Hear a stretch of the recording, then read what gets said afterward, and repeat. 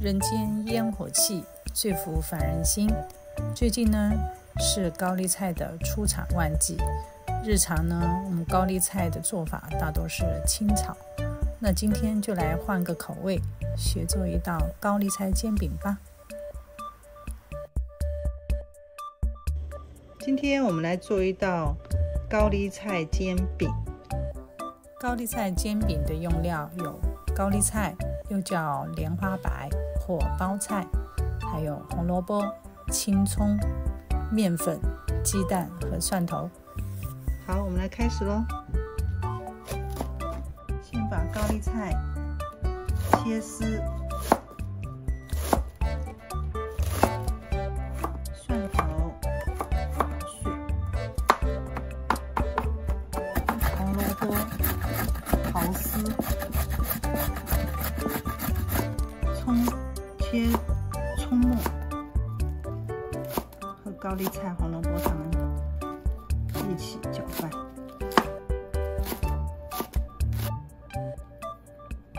高丽菜放下去，再把香葱、红萝卜丝一个在内，面粉2杯，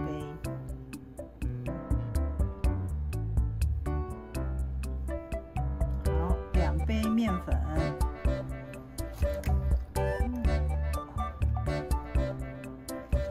200cc 的水，菜揉合在一起。根据面粉情况再加2杯水。感觉面粉不够，揉一下，菜揉一下，再加1杯面粉。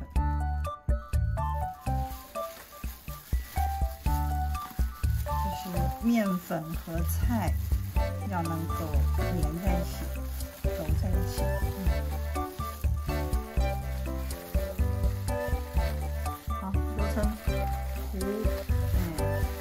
面糊和菜融合在一起，然后再加一匙盐，好，胡椒粉。等面粉和水和菜混合以后变成糊状的时候，就可以下锅了。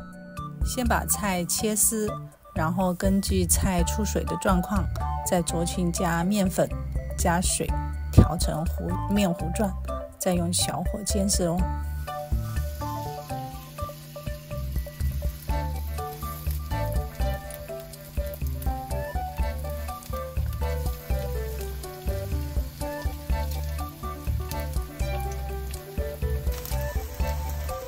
小火慢慢煎，煎到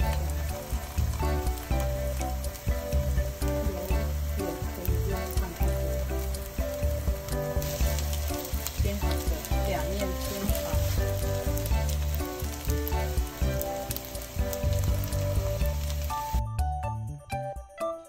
飘着蔬菜香味的高丽菜饼做好啦，可以当做早餐吃，也可以当做配菜，都很好吃哦。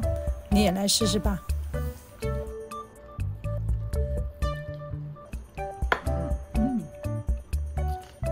满满的高丽菜的味道，蔬菜。来，吃一口吧。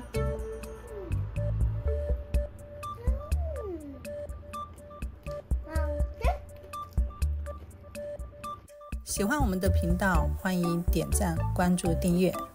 拜拜。